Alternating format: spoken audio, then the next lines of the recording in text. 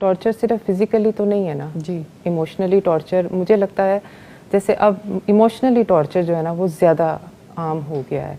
اور لوگ سمجھتے ہیں کہ وہ زیادہ اس چیز میں نا مطلب کامیاب ہیں. اور اساتذہ جی نے جس طرح کہا ہے کہ مرد اور عورت دونوں کو اس چیز کا مطلب بیلنس رکھنا ہے اور خیال رکھنا ہے. تو مطلب ہمارے معاشرے میں نا ایک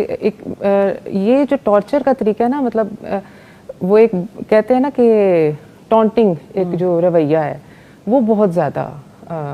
جو ہے وہ عام ہو گیا ہوا ہے. کچھ جو ہے وہ